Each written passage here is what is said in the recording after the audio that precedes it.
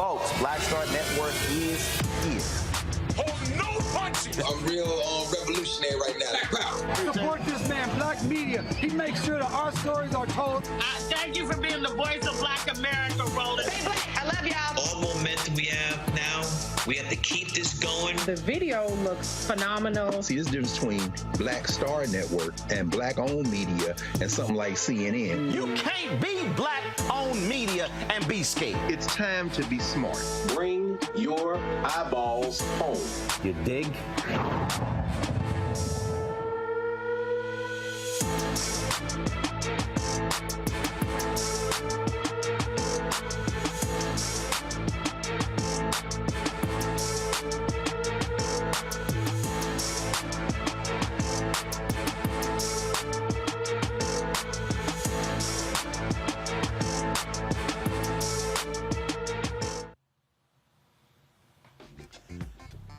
Today is Thursday, June 15, 2023. Coming up on Roland Martin Unfiltered, streaming live on the Black Star Network. I'm here in Clearwater, Florida, where I will be talking to African-American CDFI CEOs, their alliance, a little bit later. On today's show, though, a Palm Springs land reparations lawsuit is making headlines as Black and Latino descendants of Section 14 advocate for reparations for their families for evictions that took place in the 1950s and 1960s. We'll tell you really what this is all about. Things got heated in the House Oversight Committee. Texas Congresswoman Jasmine Crockett went at nutcase Congresswoman Lauren Boebert from Colorado. Will show you the exchange. Also, new voting districts could change again before 2024 in some states. We'll talk with the NAACP Legal Defense and Education Fund about the Supreme Court decision and how that could impact Black representation in Congress. Also, two of the Tennessee three are back on the ballot for Election Day. One, of course, is a shoo-in. We'll tell you exactly what's going to be happening there as well. Plus, Gerald Horne has a new book out about the battle for independence in Texas. He talks about Juneteenth, Black soldiers. He talks about how slavery played a role in the Alamo. Folks, it is a fascinating conversation I had with Gerald Horne. It is one you do not want to miss as we are 4 days from celebrating Juneteenth as a federal holiday. It is time to bring the funk on Roland Martin Unfiltered on the Black Star Network. Let's go. He's got it. Whatever the best, he's on it. Whatever it is, he's got the scoop, the fact, the find. And when it breaks, he's right on time and it's rolling. Best believe he's knowing. Putting it down from sports to news to politics. With entertainment just for kicks, he's rolling. It's on go, roll, y'all. It's Roland Martin, rolling with Roland now. He's funky, he's fresh, he's real, the best, you know he's Roland Martin now.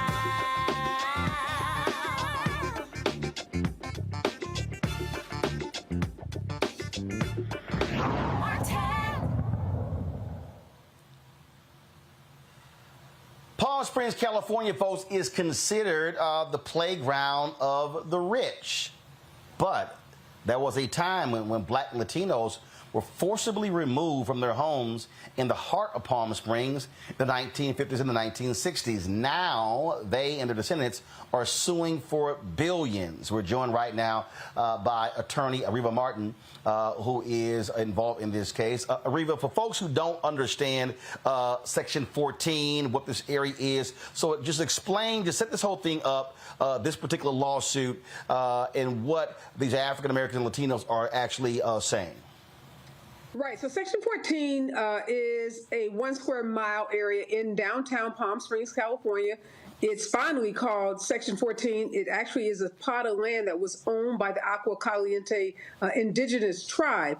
And as Blacks and Latinos were moving into Palm Springs in the 1940s and 1950s, many Blacks escaping the South, thought they were escaping Jim Crowism, moving to California, looking to find the American dream, looking to build homes, to build generational wealth, to really provide a bright future for their families.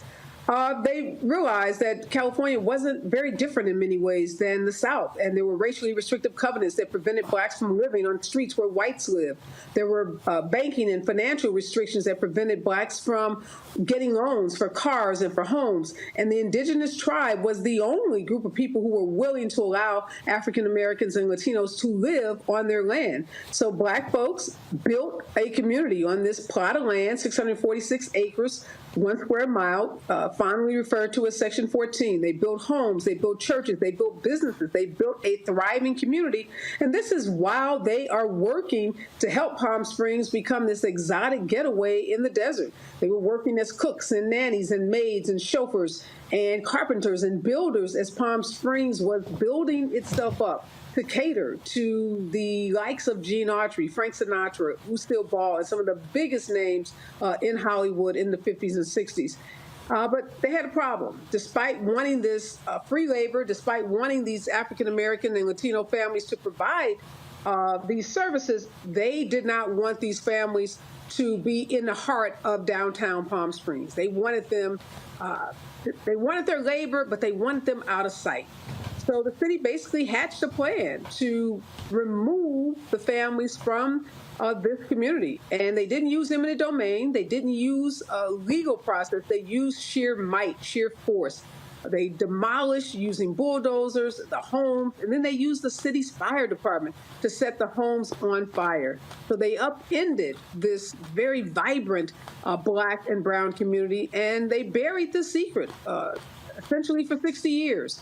And now these families have found their voices, and they're speaking out, and they're demanding not only an apology, which was issued, but they're demanding that they receive some kind of reparative justice. Wow. But I mean, you know, we think about we just had the 102nd anniversary of the Tulsa Race Massacre, and we talk about that. I never heard of this.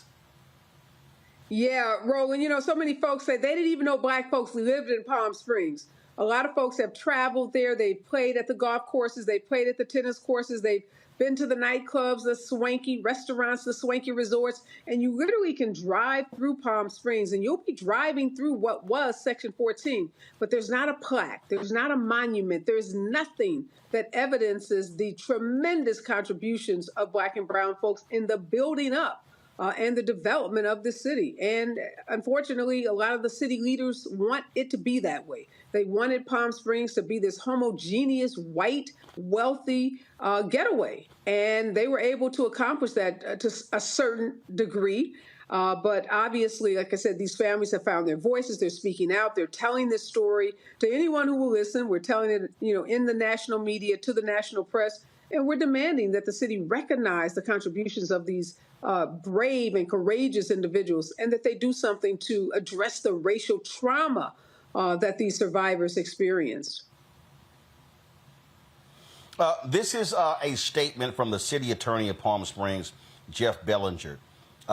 He said the city council has issued a formal apology and has set the city on a course to attempt to make amends for what happened back in the 1950s and 1960s.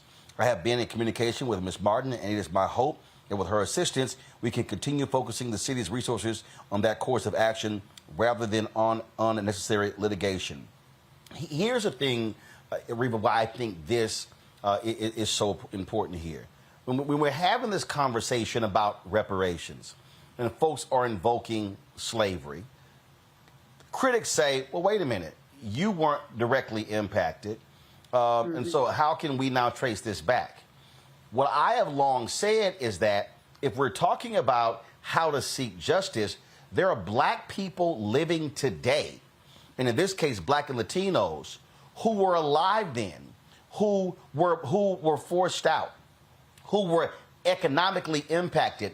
Their children were economically impacted. So you have a situation here where you can tie individuals directly to being forced out, and how if they had stayed there and lived there as Palm Springs became this rich enclave, multi-million-dollar homes. I need people to understand. I was just playing in Anthony Anderson's golf tournament at Bighorn in Palm Desert. There are homes there around Bighorn that range from $5 to $45, $50 million and up. And so we're talking about multiple millions of dollars that black and Latinos could have been able to sell that land for had they not been forced out.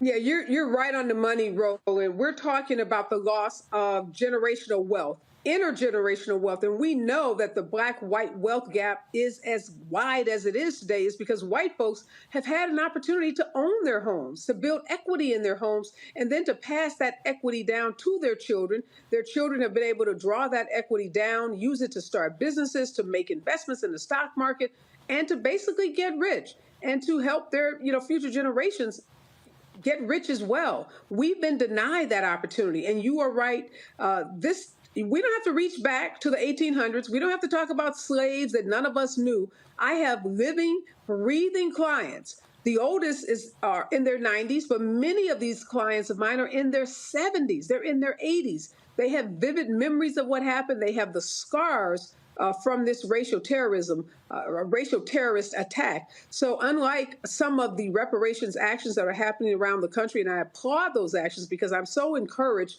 by what we're seeing, even in places like my hometown, St. Louis, that is even considering studying the history of racial discrimination and racial attacks in Missouri. This is a case that is, I think, a poster child for how white folks, in particular, those that count themselves amongst the liberal, can make good on a promise. As you see, that city attorney's statement says he wants to work with us. So we want to hold him to that statement.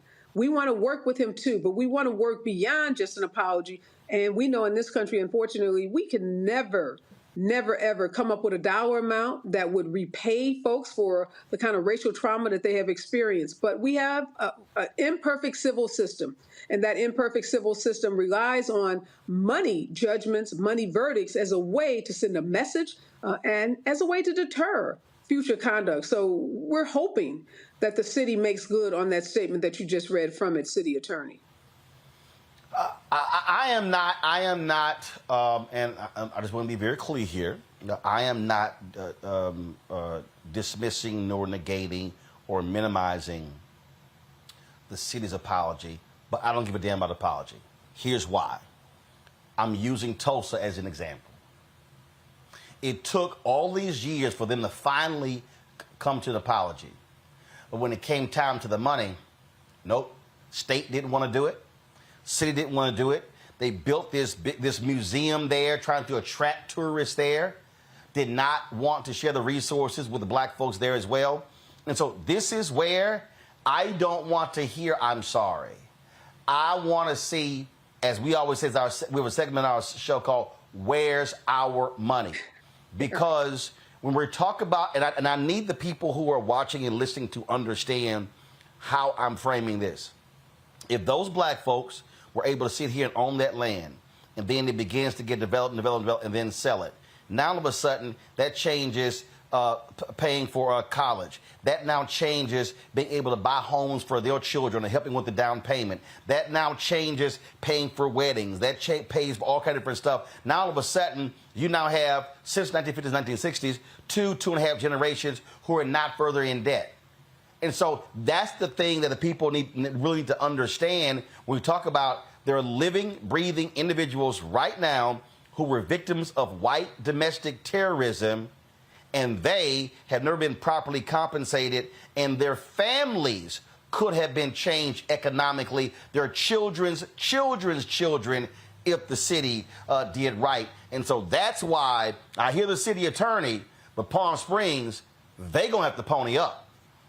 No, absolutely right, Roland. When we start talking about compensating black folks for racial terrorism, we often hear folks say, well, it's not just about a check.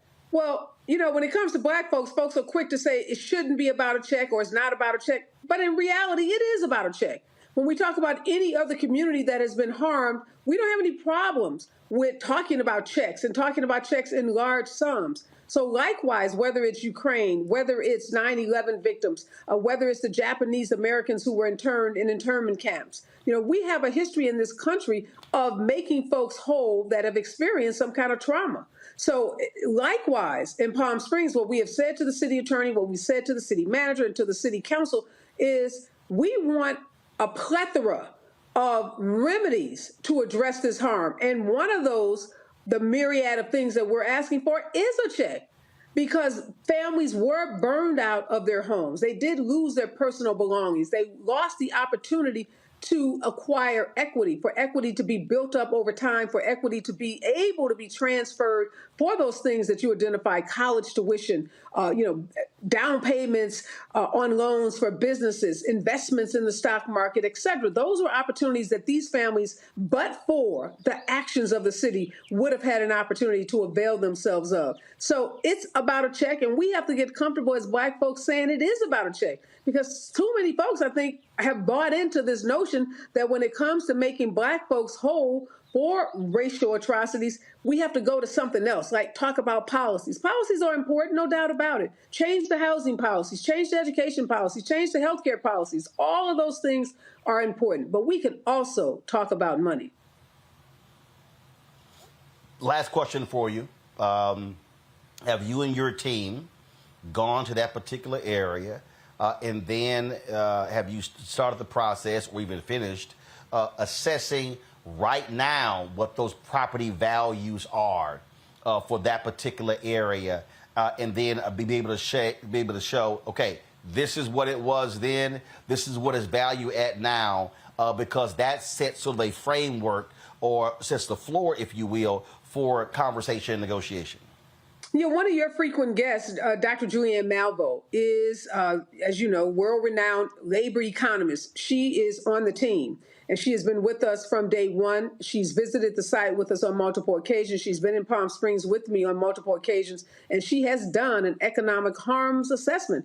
It's shocking to me. When I got involved in this case almost a year ago, no one at the city had even bothered to do any kind of economic assessment about what is the harm. If there's a tornado, if there's an earthquake, any kind of natural disaster, sometimes man-made disasters, that's the first thing a governmental entity does, is goes in and does an economic harms assessment. What were the losses? What is it going to cost us to rebuild this community? So Dr. Julianne Malveaux did that assessment, and she estimated that the losses suffered, the economic losses alone, when you think in terms of present day dollars, exceeds $2 billion. And again, that doesn't take into account some of the non-objective losses, like I said, the racial trauma, the pathology that many of these families have experienced because of having their community completely upended. So we are working with Dr. Malveaux and a team. One of the lawyers you mentioned, the Tulsa, Dr.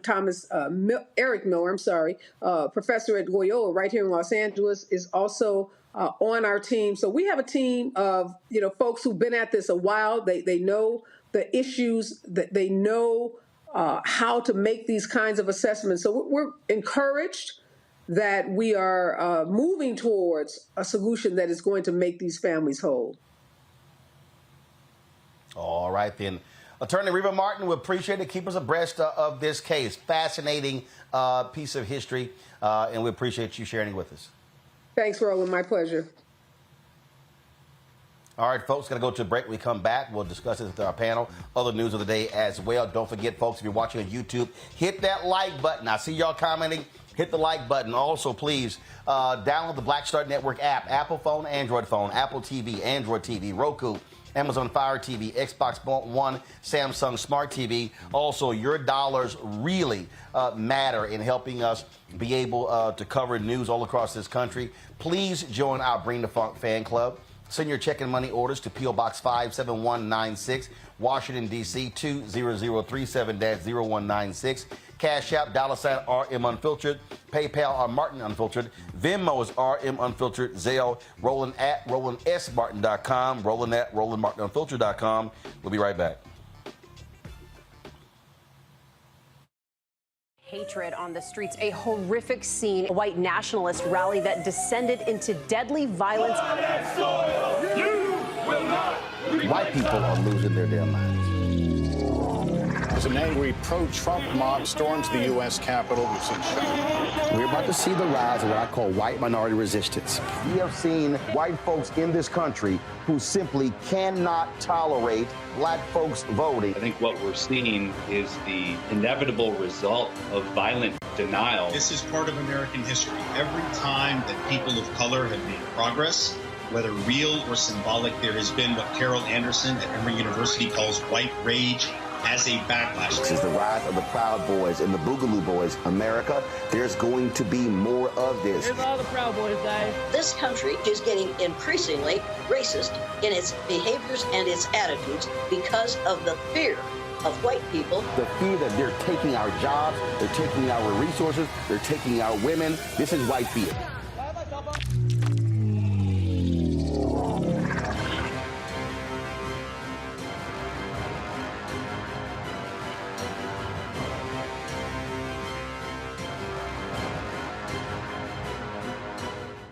Black Star Network is here. Hold no punches. I'm real revolutionary right now. Thank you for being the voice of Black America. All momentum we have now, we have to keep this going. The video looks phenomenal. See, there's a difference between Black Star Network and black-owned media and something like CNN. You can't be black-owned media and be scared. It's time to be smart. Bring your eyeballs home. You dig? Hi, my name is Freddie Ricks. I'm from Houston, Texas. My name is Sharon Williams. I'm from Dallas, Texas. Right now, I'm rolling with Roland Martin, unfiltered, uncut, unplugged, and undamn believable. You hear me?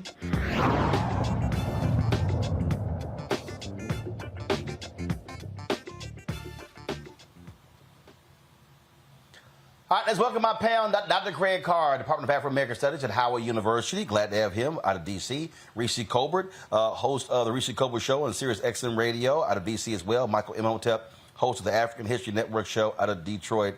I want to start with you, Greg. I had never heard of this story. It is a fascinating one. And again, for folks who don't know, Palm Springs, I mean, we're talking about just multiple $million-dollar homes there. And so this is a perfect example of, again, folks who, there are a lot more. Look, you only got three descendants of Tulsa Race Massacre. It's a lot more folks still living what happened there in Palm Springs. No, absolutely, Roland. In fact, I spent all day today at the D.C. City Council. Our frat brother, Kenny McDuffie, council member at large, he and Brother Treyon White have proposed a reparations commission for the District of Columbia. And so I was one of over 100 people who testified, including Dr. Grills and also Camila Moore from the California Reparations Task Force. And one of the things that kept coming up over and over again is the dispossession of black folk in terms of their land, moving. They usually use eminent domain. Now, we all know how Tony, the Chevy Chase section of Maryland and D.C. is. Black folk used to live there. They literally moved them off of 3 acres of family, and they have been moved from southwest to southeast to northwest. Serial land dispossession. But one of the things I wanted to ask the lawyer there, because she's working with Dr. Grills, who was on the California Reparations Task Force, and our sister Julianne Malveaux, is where does this intersect with the indigenous folk? Because the story indicates that they are the Agua Caliente Cahuilla Indians who have a reservation there, and that this could not have been done without their participation. So I'm wondering if this is going to get tied up between the white folk who dispossessed them and the indigenous folk whose land it was, and was there collusion between them? But it's a story of dispossession, and it's unfortunately very, very common. You know, the point that Greg makes there, Reese, is an interesting one, because when you start looking at what has happened all across this country, we see what's happening with black farmers in this country. There were a lot of black people who own land who were literally forced out of cities. They fled places because they were threatened with a murder. And when you start talking about the stealing of land, this is where I think where our legal experts can play a critical role when it comes to receiving compensation for what was stolen from black folks. This is why this is why it's interesting. When people need to understand when you talk about repair and reparations, it's not one way of seeing it. Right. What they're doing is they're looking, and so and again, I think people make the mistake when I hear some of these conversations, and it's like, when is Congress going to give us our check? Well, listen, this was actions by a city, right? By city officials that's documented, and then they could target the city. Yeah, I mean, if we look at the reparations movement in terms of where the most progress has happened, it's actually happened at the local and state levels. You have mayors that are behind it in various cities, Evanston being one of them, and you have California, which has made the most progress in terms of the state. But, you know, the way to go about this is to get litigious. The notion that somebody's going to bestow charity on us with legislation is not necessarily as feasible, at least not on a federal level, in any time soon, particularly with gerrymandering and the other political pressures that both parties are under, but particularly Democrats. And so this is a really great method because there's evidence of participation directly from the city. This isn't about some rogue residents who took their white supremacy too far. This was coordinated government action. And so an apology is not sufficient. Show me the damn money. And, you know, if that doesn't work, okay, well, then what else you got? Because there's a lot of money in Palm Springs. There's a lot of land in Palm Springs. There's a lot of way to repair the damage that is being done. But I'm with Areva Martin. Don't be shy about asking for money. If Greg Abbott can get money for a tree falling on him for running down the street, then goddamn it, Black people can get reparations for being forced out of their homes by the city in Palm Springs. And again, the thing that I think what's important here, Michael, when you look at Bruce Beach, when you look at what happened there, when you look at this here, the strategy here is not trying to have a macro approach to this. Right. This is saying, here we have individuals who we can identify, who exist. This happened to them. We're going to target them. Right. That's why there are, again, there are multiple strategies when we're talking about how do we change the economics. I mean, I'm literally, I don't write speeches, and I was on a golf course, and I was thinking through what I was going to talk about tonight to this group of CDFI CEOs, and what I was going to say to them is that we have to be thinking about this Black economic ecosystem in a totally different way as opposed to how we are approaching it right now. Because I'm looking at buckets here, here, here, here, here, here, and we need folks who are going after all the different buckets as opposed to thinking there's only one way to achieve the result. Absolutely. Well, first of all, Roland, thanks for having Areva Martin on, because I'll be talking to her later this evening. I'm on a radio show, KBLA 1580 AM, 8 p.m. Eastern Standard Time, and we're talking about reparations. So this is a timely conversation. We have to have comprehensive reparations, as Camila Moore has said, who's the chairwoman of the California Reparations Task Force, as Greg Carr has talked about as well. The root concept is repairing the damage of something that's been done. So we have to have comprehensive reparations. We have to have reform when it comes to the laws and policies that continue to inflict the harm upon us. We have to have cash payments as well. So we have to understand that. This is very interesting here. There was an article back in April 18th that came out when I first found out about this in Palm Springs. And one of the questions I had is when we look at, for instance, Tulsa, Oklahoma, North Tulsa, Greenwood, we know that some of the early landowners in North Tulsa got land from those Black Freedmen Indian treaties of 1866.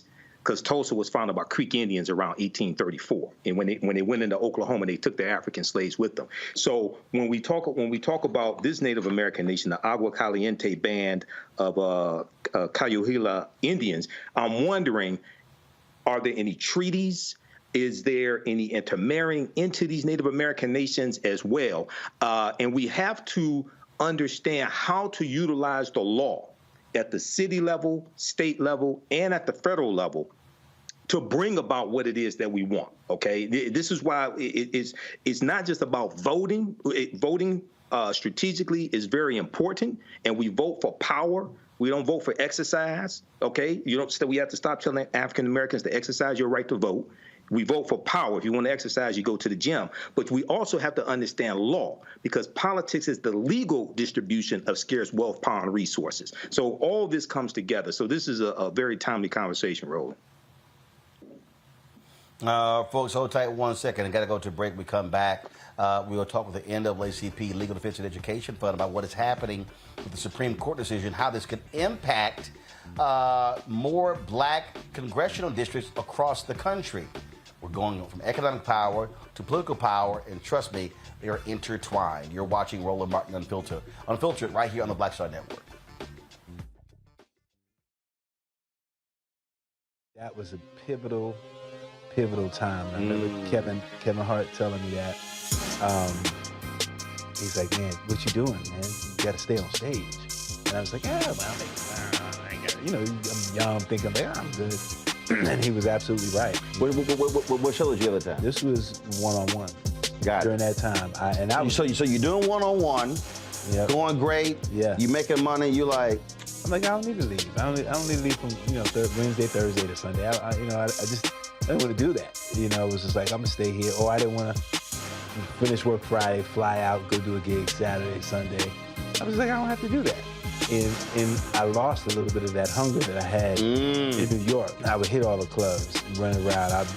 Sometimes me and Chappelle, or me and this one or that one, we'd go to the Comedy Cellar at 1 in the morning.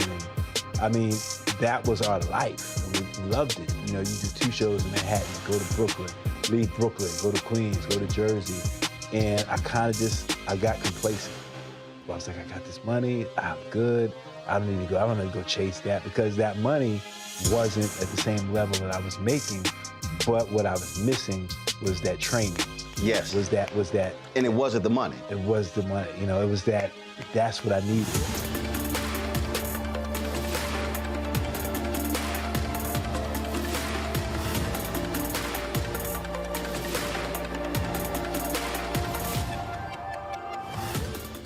Next on The Frequency with me, Dee Barnes. She's known as the Angela Davis of hip hop. Monet Smith, better known as Medusa, the gangsta goddess, the undisputed queen of West Coast underground hip hop. Pop locking is really what indoctrinated me in hip hop. I don't even think I realized it was hip hop at that time. Right. It was a happening. It was a moment of release. We're going to be getting into her career, knowing her whole story, and breaking down all the elements of hip hop. This week on The Frequency, only on the Black Star Network. My name is Lena Charles, and I'm from Opelousas, Louisiana. Yes, that is Zydeco capital of the world. My name is Margaret Chappelle. I'm from Dallas, Texas, representing the Urban Trivia Game. It's me, Sherry Shepherd, and you know what you watch. Roland Martin on Unfiltered.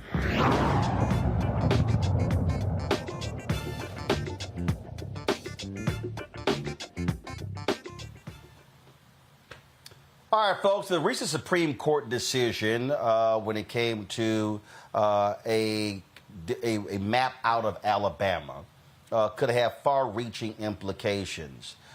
If this moves forward and if the Supreme Court doesn't go another direction, we could have anywhere from 2 to 5 additional majority black congressional districts. Joining us right now to talk about this is Duell Ross, the Deputy Director of Litigation for the NAACP Legal Defense and Educational Fund. Glad to have you here. So let's explain this here. So obviously the maps in Alabama, a lower court ruled that they were discriminatory because they were packing folks in the district. What now happens? Because we already see how how Louisiana is now trying to change their arguments after the Supreme Court decision because there was a ruling by other federal judges that there should be an additional district congressional seat there as well. That's right. So what happened is last Thursday, the Supreme Court handed down a decision in which it affirmed the 3-judge lower court ruling that Alabama's maps were racially discriminatory and that they violated the Voting Rights Act. And what that means practically is that in Alabama, by next year, there will be a second district in which Black voters will have an opportunity to elect a new Black member of Congress. And I think, you know, yep. You were referencing. No, go ahead. You were referencing Louisiana. We have LDF, Legal Defense Fund, the organization I work for, has a separate lawsuit in Louisiana that was put on hold by the Supreme Court pending the ruling in Alabama. And now that we were successful in Alabama, what's likely to happen is that the Supreme Court will send the Louisiana case back as well, meaning that there could be up to at least two, as you said, maybe even more congressional districts in which Black voters will have more representation ahead of the 2024 elections. We also are still dealing with those illegal maps that Florida Governor Ron DeSantis pushed through as well. And then this decision could also open up other opportunities in other states, correct?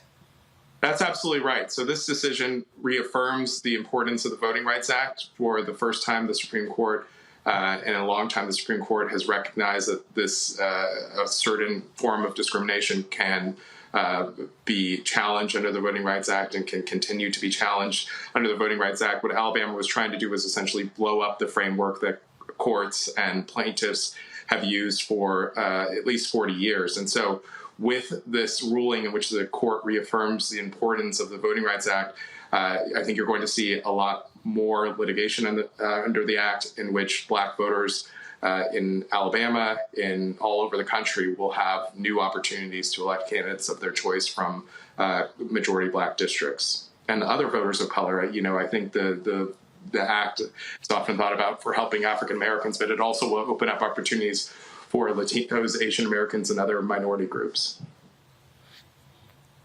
We were discussing economics earlier, and one of the things that I keep saying that when we talk about these districts, when we talk about what they create, that also lends itself to those areas being economically impacted as well, based upon representation.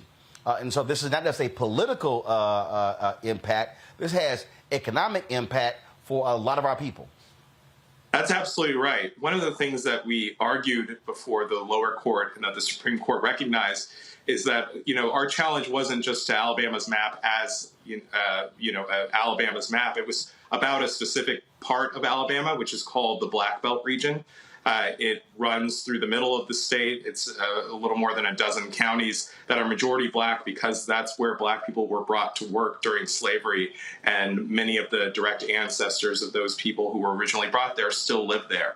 And what Alabama has done, even though the Black Belt is this well-recognized community in that state, is that they divided the congressional districts there. They divide the Black Belt into 4 districts when it's possible to draw the Black Belt into 2 majority Black districts. And what that has meant for the people of Alabama who live there is a lack of representation in Congress. They, a really great example of this is that the Black Belt is a place that, as the trial court said in this case, is more akin to the developing world in a lot of ways than it is to the rest of America. They lack clean water. They often lack infrastructure. They lack hospitals, good schools, roads, indoor sanitation.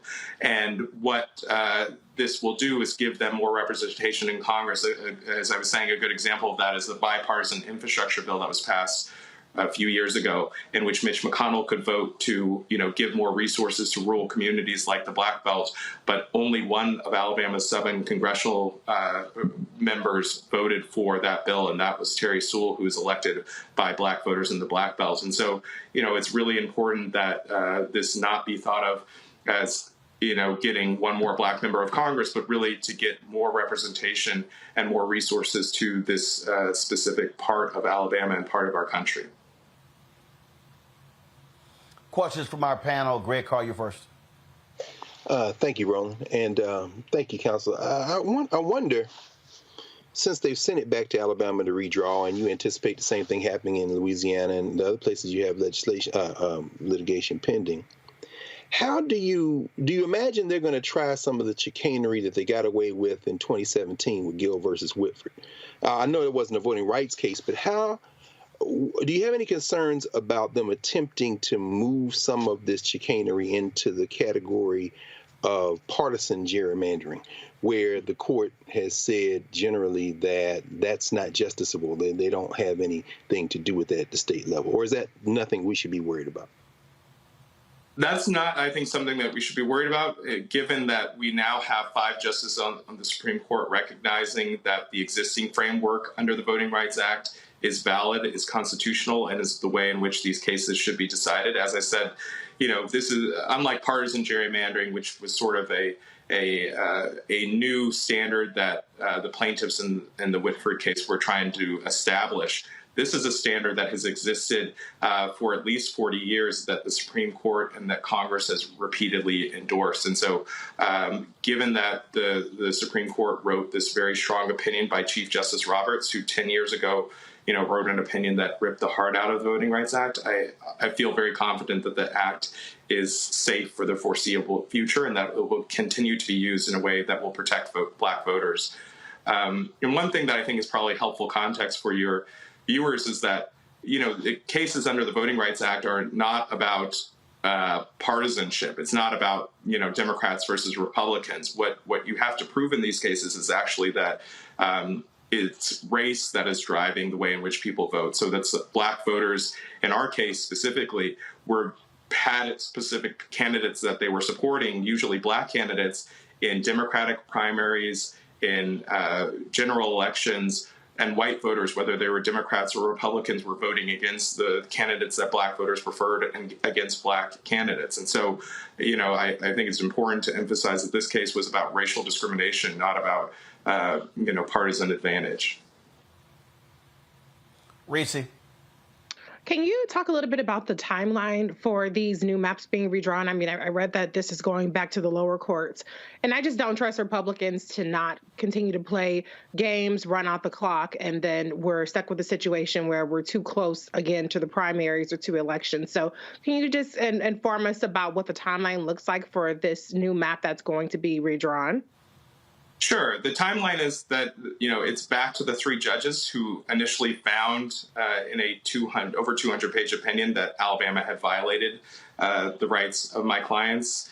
And what the lower court will do is give the state an opportunity to draw a map.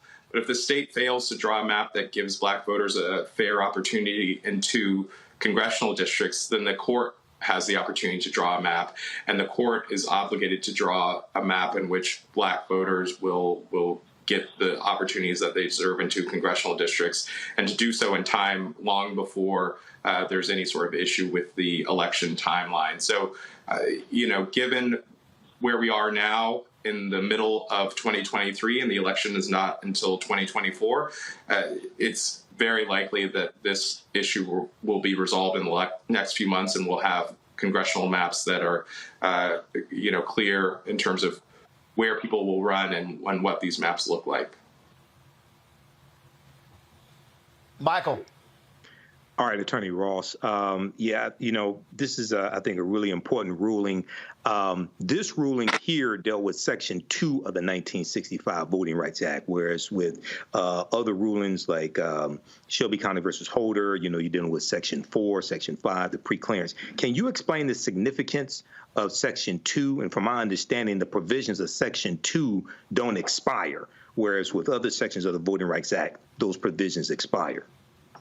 That's exactly right. And so what was at issue here is Section 2 of the Voting Rights Act. It's a law that has existed since 1965, but was amended in 1982 to make clear that any voting system, whether it's the way in which congressional districts are drawn, whether it's because cities or county commissions are electing their representatives at large, whether it's things like voter ID laws, Section 2 is used to attack those laws.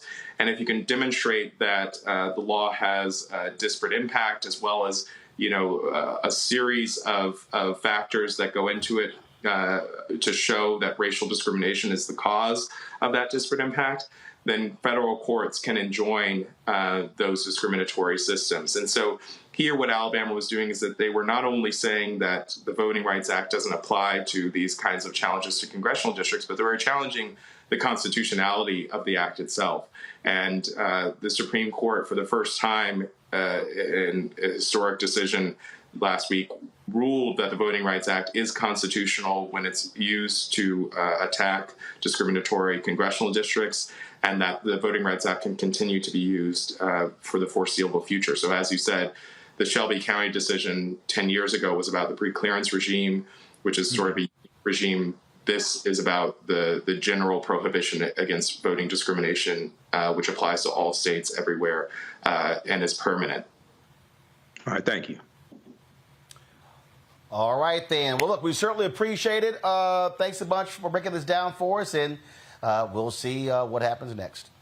Thank you so much for having me.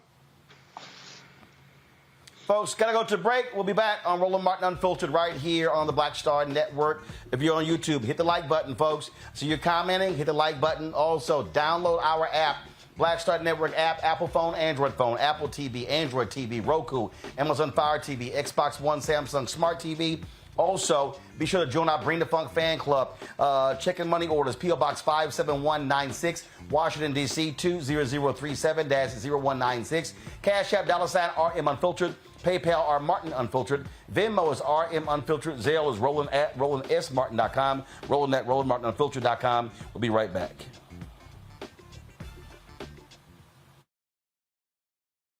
When you talk about blackness and what happens in black culture, we're about covering these things that matter to us, speaking to our issues and concerns. This is a genuine people-powered movement. There's a lot of stuff that we're not getting. You get it, and you spread the word. We wish to plead our own cause. Too long have others spoken for us. We cannot tell our own story if we can't pay for it. This is about covering us. Invest in black-owned media. Your dollars matter. We don't have to keep asking them to cover our stuff. So please support us in what we do, folks. We want to hit 2,000 people, $50 this month, raise $100,000. We're behind $100,000, so we want to hit that. Your money makes this possible. Check some money orders. Go to P.O. Box 57196, Washington, D.C. 20037-0196. The Cash App is $RM Unfiltered. PayPal is R Martin Unfiltered. Venmo is RM Unfiltered. Zelle is Roland at RolandSMartin.com. On the next, A Balanced Life with me, Dr. Jackie, owning your energy and how to use it. Trust me, it impacts the people on your job, who you attract, and even your love life. What you give out is what comes back to you. So like attracts like, right? So if you come in with a negative space and I match that negative energy, then 2 seconds later, somebody else coming with more negative energy, and then I was just always just matching negative stuff. And here's the kicker. If you're not careful, that energy can even be stolen. That's all next on A Balanced Life on Black Star Network.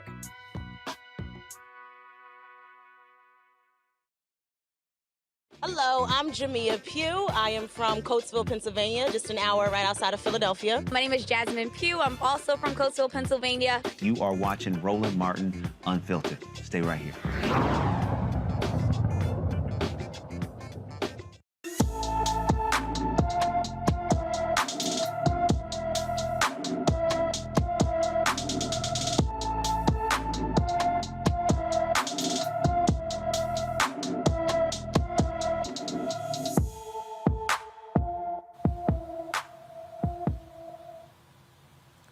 Darjanice Goldsboro was last seen in Wilmington, Delaware on March 30th. The 15-year-old is 5 feet 8 inches tall, weighs 120 pounds, with brown hair and brown eyes. Anyone with information about Darjanice Goldsboro should call the Newcastle County, Delaware Police Department at 302-573-2800, 302-573-2800. All right, y'all, Lord have mercy. Now, anytime Lauren Boebert talks, you know it's going to be some stupid stuff come out. But she got straight jacked by Congresswoman Jasmine Crockett of Texas. They had a guest who was talking about the ATF and issue with guns, and Boebert, being just the dumb person that she she showed us just really she is not the brightest bulb in the dark room play. Would you say that this is an abuse of that separation of power? Because that rule is not something that Congress has delegated, but the ATF has taken it upon itself to regulate this rule that they created to make millions of Americans felons. With respect, I was trying to answer your question before you interrupted me to say that the ATF had in each of these instances sufficient statutory authority from Congress, and that any challenges to that. Ms. Katzen, it is my time. So Congress never authorized the ATF to ban pistol braces. Congress never authorized the ATF to do that, to make millions of Americans felons overnight. And so I would go back to your statement that you said in your testimony that these agencies are not free agencies, and they can only do which Congress has delegated to them to do. Congress is not specific. Excuse me. Thank you. My time. No, ma'am, it's my time. Thank you. Oh, I'm Ms. sorry. Katzen, so you are not in your interested in my views. It is my time. Thank you. I'm in your sorry testimony, you're not interested in my views. You stated Congress delegates, but then some officials are quick to condemn the agencies for. Well, that was rude. That didn't sit too well with Jasmine Crockett. Here's the Texas Congresswoman. This committee runs my pressure up, and I do come prepared to committee, and then there's always somebody from this side that does something ridiculous that throws me all the way off. So, oh Jesus. Okay, so this is where we're gonna start, Ms. Kaskin. First of all, let me apologize because that was uncalled for. So let me do what she would never do, which is to be an adult in this room or in this chamber. So let me start there. I'm also going to start with some nonsense that she was trying to spew. And unlike Ms. Boebert, I am legally trained and I've passed a few bar exams. And I also legislated before I got here. So I do want to start with correcting the record a little bit. And if you want to add to that, please do. There was conversation about ATF because my colleagues love to talk about their guns, baby. And I'm from Texas, so let me be clear. I also own firearms. Let me scream. Democrats own guns too. Let me make it clear. I own guns and I'm licensed to carry. That is a regulation. Regulations aren't necessarily bad. It didn't stop me from being able to get a gun. So we were talking about, or y'all were talking about the ATF, which I wasn't going there. I didn't plan to go there.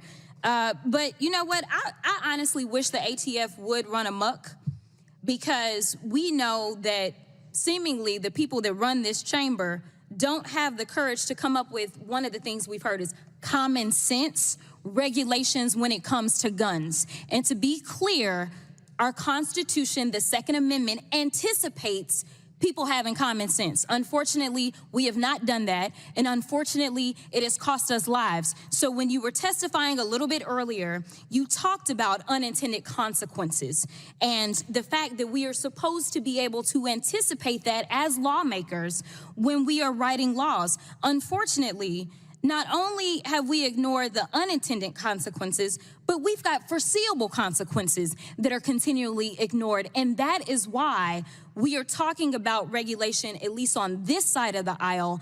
And our definition of common sense is one that doesn't keep us in the pockets of corporations, but keeps us in the pockets of the people. Because what I'm trying to do is save lives. My job isn't here to make sure that I'm pushing the bottom line for some corporation, but it's to make sure that the people that put me into this seat, which were actual people, individuals, to make sure that I can save lives. So let's talk about my state, because we always got good stuff coming out of Texas. Unfortunately, my state decided that it didn't want to be a part of the overall national grid because my state did not want to deal with all of the quote unquote red tape. The cost of that was lives. So we had this winter storm, and here it was, I was freshly being sworn into the Texas House, and I don't know what I'm supposed to do because I started getting calls because there is this thing called climate change. Hello, nobody's in the chamber on the other side. But climate change is this real thing. And so in Texas, we had this terrible storm that took place. And even though we are an energy capital, not just in this country, but in the world, for clean and dirty energy, unfortunately, we couldn't keep our own lights on. And it was all because they wanted to avoid red tape. You know what the cost of that was? It was human lives. And I think that that's what's being lost. You know what happened in Palestine or East Palestine? The cost was human lives. Unfortunately, seemingly, some people don't want to consider human lives as an actual cost. The only cost that they ever talk about is dollars. Well, let me be clear. I'm not here because of corporate dollars. I'm here because of people. And so I am curious to know, and I'm going to give you, and I usually run out of time. I'm going to be clear. I always run out of time because they always give me too much to do. But because of the way that you were treated, I am going to allow you the courtesy of expounding upon what it was that you were talking about with these agencies, which is pretty much what I understood, which is they only did what they were delegated to do, because if ATF could do more, I'm sure that we would actually get rid of the assault rifles that are constantly killing our babies every single day in this country. But go ahead, Ms. Kaskin, with the last 20 seconds. Well, I appreciate your comments, and I thank you for them. That's how you gather somebody, Reese. Oh, yeah. Jasmine, or I should say, Congresswoman Crockett is here taking no prisoners. And I love her delivery. I love her style. But the fact of the matter is she has the receipts to back it up. And I love that she isn't always letting the Republicans set the terms of the conversation. That's what they like to do. They like to manufacture crises, is one thing she said on Twitter. And the Democrats need to do a better job, and I think she's a shining example of reminding people of where the real threats are. The real threats are from Republican government incompetence, as well as obstruction, and as well as indifference to the people and constituents that they serve, as opposed to their fealty to these gun nuts, the lobbyists from the gun nuts, and to their corporate donors. So salute to Jasmine Crockett, Congresswoman Crockett. She's a breath of fresh air in this new Congress. I tell you, it is always shameful, Michael, when you ask folk questions and then you don't want to let them give the answer. Now, if they start lying, I mean, you can correct them, but geez, but it shows you just how dumb Boebert is. Absolutely, and the people that voted for Boebert are dumb as well. And I can't stress this enough, Roland. The difference between Jim Jordan being the chair of that committee, the difference between Kevin McCarthy being Speaker of the House or Hakeem Jeffries being Speaker of the House, it was about 7,000 votes in a handful of House districts. Okay, and so I hear people saying, "Oh, we're not going to vote unless we get reparations." Most of those people can't tell you how many votes it takes to get a bill passed in the House of Representatives or how many votes it takes to get a bill passed in the U.S. Senate, okay? So we have to vote these crazy people out of office, because if you go to Congress.gov and you go look at these bills that we say we want, we go look and see how these people vote, overwhelmingly Republicans keep voting against our own interests. So why would we let them take back control of the House of Representatives or the U.S. Senate or the White House? Okay, so we have to understand how to play for keeps and how to play this game to win. Indeed. All right. First of all, I got to get your thoughts on this, Greg, because here's the thing that I think people need to understand. Again, we talk about why voting matters and why these things are critically important. Boebert barely won in the last election, okay? The person who she beat is running against her again. Every House seat is up for re-election in 2024. These folks can be thrown out of office. They don't have to be in power, but if folks just sort of sit at home and chill and go, I don't like what I'm seeing, we're going to have these crazies in charge again and again. Absolutely. And to echo what Mike just said, these are very thin margins. When we talked to David Pepper from Ohio in his book Laboratories of Autocracy, we interviewed him at the Black Table a couple of months ago, he talked about the fact that they have gerrymandered these districts so narrowly and so in such a contorted form that the only way to overcome them in the short term is to turn out the vote. And Boebert won by a handful of votes. And Aurora, which is the third largest city in Colorado, and I think like the 51st largest city in the country, how many people didn't vote? And it's very important for us to understand that John Roberts, people are saying, oh, he did the right thing. Yeah. With that rocket docket, that shadow docket, what they did was play red light, green light, and froze those districts in place. And as you said earlier, had those districts been drawn correctly, the Republicans would not have the majority in the House of Representatives today. SCOTUS knew what it was doing because they held in place Louisiana and all those other places. And so I guess what I'm saying is it comes down to this. Jasmine Crockett is fighting. She's doing what she can along with the rest of the Congressional Black Caucus and other folk. But, you can only hold the line for so long in a society where people have decided they're just going to check out. And, shout out to Congresswoman Crockett, who Wednesday night became the first Black woman Democrat to play in the congressional softball game. I guess she plays to win on the field and off the field. Doesn't matter what it is. So the Texas 30th is being represented. Congratulations. The Colorado 3rd, not so much. Indeed.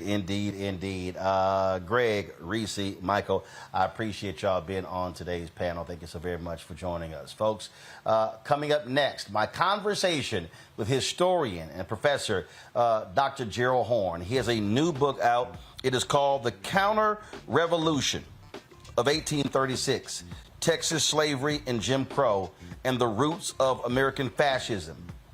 If you want to understand what is happening today in Texas, in Florida, Mississippi, Tennessee, South Carolina, North Carolina, all of these places, you do not want to miss this conversation up next with Dr. Gerald Horne, right here on Roland Martin Unfiltered on the Black Star Network.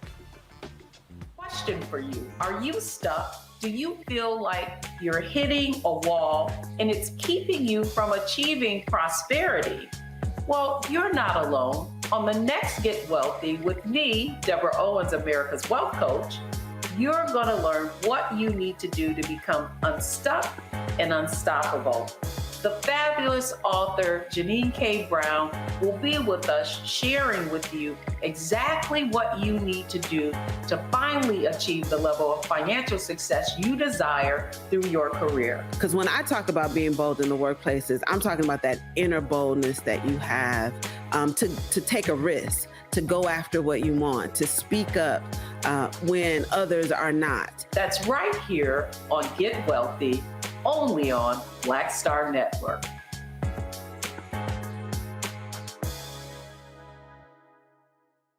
Next on the Black Table with me, Greg Carr, a very different take on Juneteenth with the one and only Dr. Sunyata Ahmed. We'll explore the amazing foods, remedies, and rituals that are a part of our history and the Juneteenth holiday. So it's our responsibility to return the healthier version to our folks instead of just the red liqueurs marketed to us, the red sodas and the other things. I mean, why does the Kool-Aid man have to sound like Louis Armstrong? He's like, oh yeah! Yeah, right. An enlightening and tasty hour of the Black Table, only on the Black Star Network.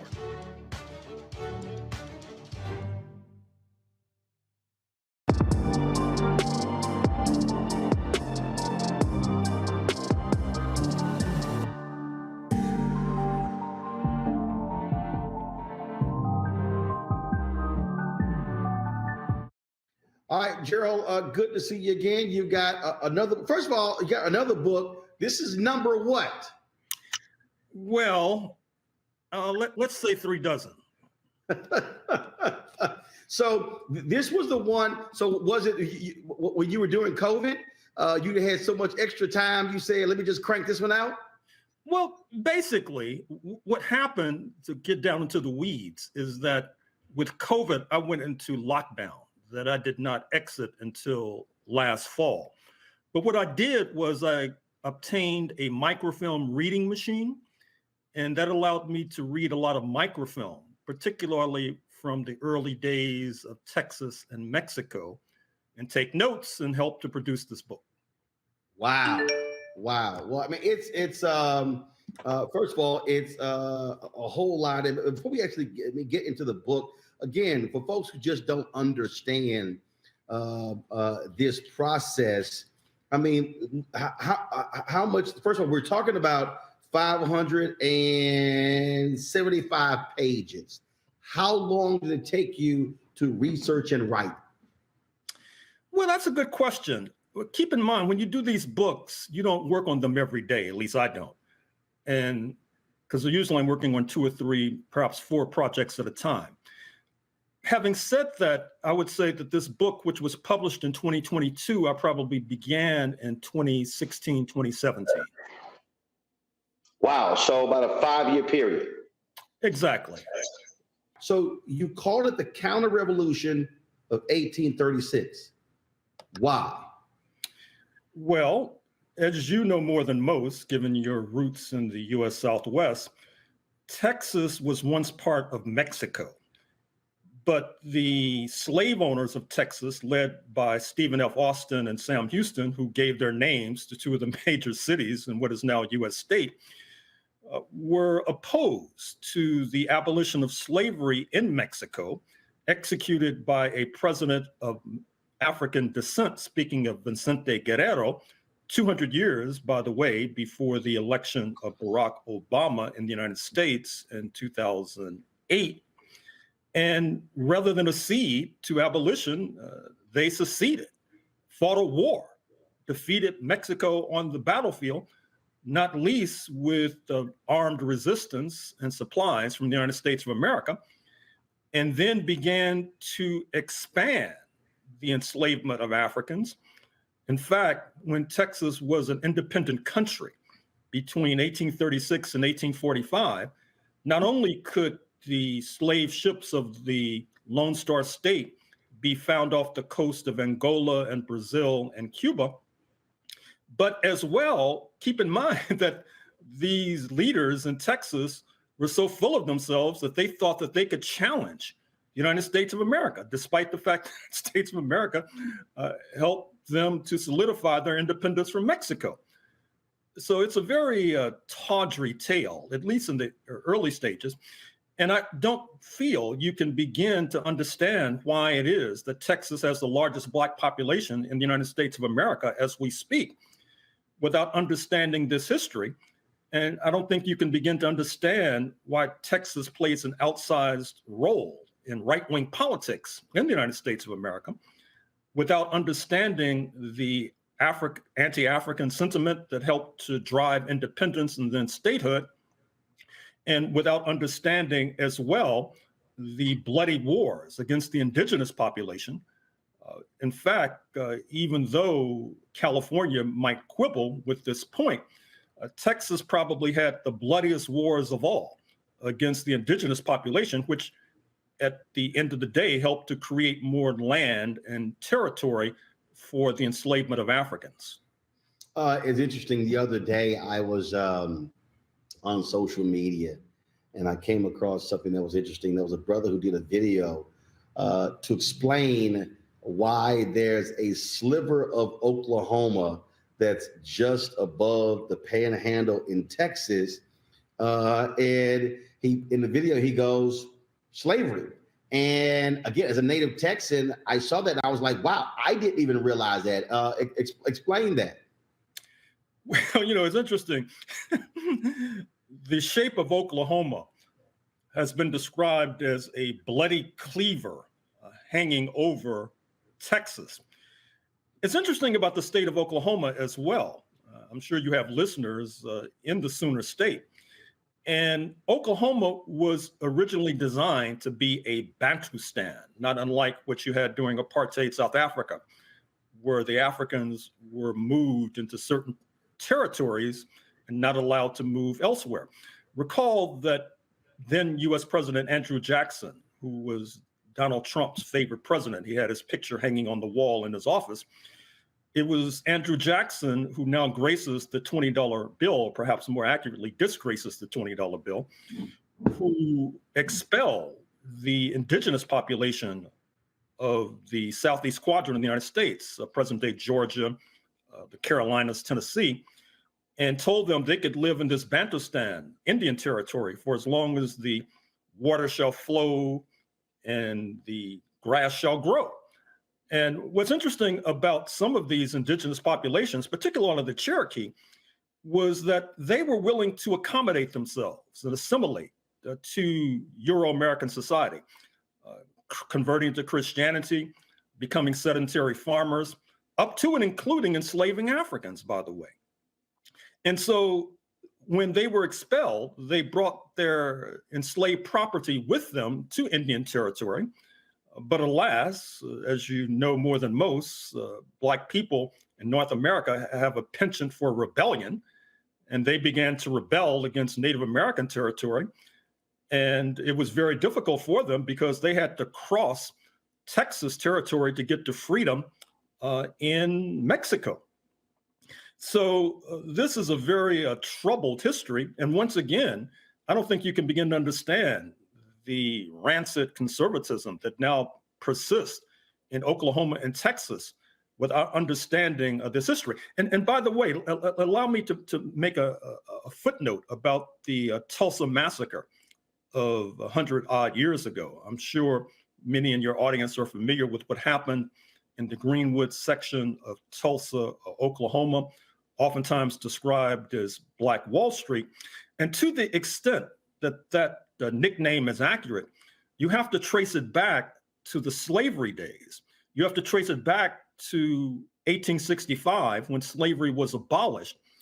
And the Indian slave owners were forced to disgorge more of their wealth and property to the formerly enslaved than their Euro-American counterparts. And that helped to create a somewhat relatively lucrative community, affluent community, I should say. And this was too much for many of the settlers. And that led directly to the Tulsa massacre circa 1921, when hundreds were massacred. Their graves are still being uncovered as we speak. Many of them were forced to flee. Some of them left the country. Some of them moved to Canada. So once again, this is a very unfortunate history that needs to be better known. So on the cover here, you have an image of folks being lynched. You have the Texas flag, but you have this Nazi flag. Why? Well, I'm afraid to say that the direction in which the United States is heading right now is very perilous. It's not me who's raised the F word instantly. Recall that during the campaigns, congressional campaigns last year, President Joseph R. Biden suggested that the United States under Republican Party rule could be headed towards fascism. It was the late Secretary of State, Madeleine Albright, who wrote an entire book, Fascism: A Warning, about that. Many leaders, intellectuals are very concerned about this, which could portend the acceleration of already toxic trends, those toxic trends being more Black people on death row, more Black people being subjected to police terror, more Black people treated like Breonna Taylor in Louisville, Kentucky, with the authorities knocking down your door and coming in and killing you. And so what I'm arguing in this book is that to the extent that we are worried about the rise of fascism in the United States, which once again would just be an acceleration of already existing trends, we have to understand that Texas in particular has created fertile soil for the rise of fascism, given the fact that it was a premier state for enslavement. As I talk about in the book, as the so-called Confederate States of America was collapsing, I'm speaking of the states in the Deep South, Virginia, the Carolinas, Georgia, et cetera. Recall that in 1861, they decided to leave the United States because they wanted to enslave Africans forevermore and overthrow the government under Abraham Lincoln and Washington as a result. As their dream was collapsing, you saw that many enslavers began to move en masse to Texas with their property in tow because they felt that Texas had the best chance of surviving and basically continuing slavery.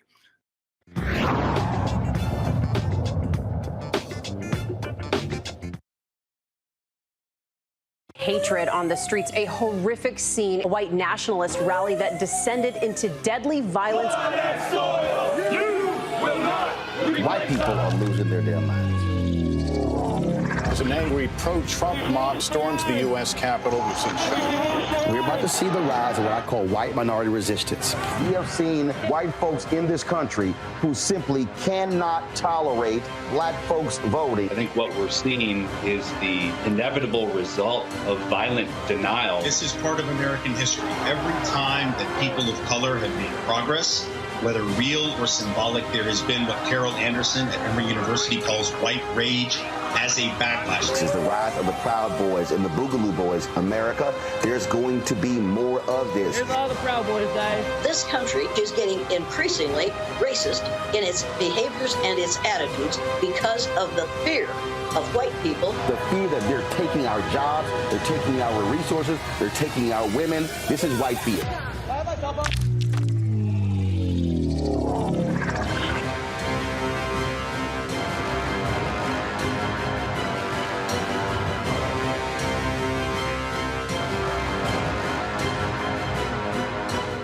That was a pivotal time. I remember Kevin Hart telling me that. He's like, man, what you doing, man? You got to stay on stage. And I was like, yeah, well, I got, you know, I'm young, thinking, like, I'm good. And he was absolutely right. What show was you at the time? This was one-on-one. Got it. During that time. So you're doing one-on-one, going great. Yeah. You making money. You like. I'm like, I don't need to leave. I don't need to leave from Wednesday, Thursday to Sunday. I didn't want to do that. It was just like I'm gonna stay here. Or I didn't want to finish work Friday, fly out, go do a gig Saturday, Sunday. I was like, I don't have to do that. And I lost a little bit of that hunger that I had in New York. I would hit all the clubs, run around. Sometimes me and Chappelle or me and this one or that one, we'd go to the Comedy Cellar at 1 a.m. And that was our life. We loved it. You do 2 shows in Manhattan, go to Brooklyn, leave Brooklyn, go to Queens, go to Jersey. And I got complacent. I was like, I got this money, I'm good. I don't need to go chase that, because that money wasn't at the same level that I was making, but what I was missing was that training. Yes. Was that. And it wasn't the money. It was the money. It was that's what I needed.